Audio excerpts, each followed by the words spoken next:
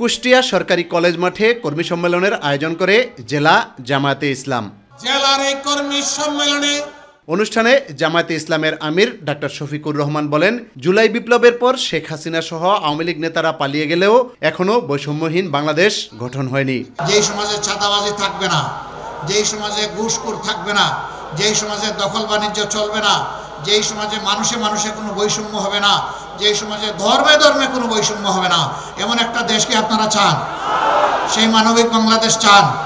তো চাই বললে এটা হয়ে যাবে না। তার জন্য আরো অনেক লড়াই করতে হবে, আরো অনেক ত্যাগ স্বীকার করতে হবে। সেই লড়াই এবং ত্যাগ স্বীকার করতে আপনারা প্রস্তুত আছেন?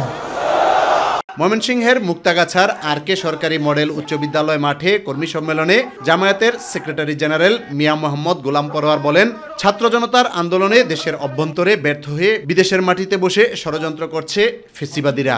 এই জুলাই অভ্যুত্থানের পর পাল্টা কু করার চেষ্টা করলেন। আপনি জুডিশিয়াল কু করে বিচারপতিদেরকে দিয়ে আপনি অন্তর্বর্তী সরকারকে বাতিলের চেষ্টা করলেন। আপনি আনসার কাণ্ড, সচিবালয় ঘোরাও, এ দাবি সে দাবি, হিন্দু মুসলিম বৌদ্ধ আমার প্রিয় এইসব সকল ধর্মের ভাইদেরকে উস্কে দিয়ে অরাজকতা করার চেষ্টা করলেন। এখনো সেই চেষ্টা আপনি করছেন। সচিবালয়ে আগুন লাগে, এখানে এইটা হয়। 5 মাস যে পরে একটা সরকার নির্বাচনের জন্য সমর কাজ করবে, জনগণকে নিয়ে চলবে, নাকি ওই দিল্লিতে বসে হাসিনার ষড়যন্ত্র মোকাবেলা করবে? ইউসুফ আলী, মাই টিভি। মধ্য দিয়ে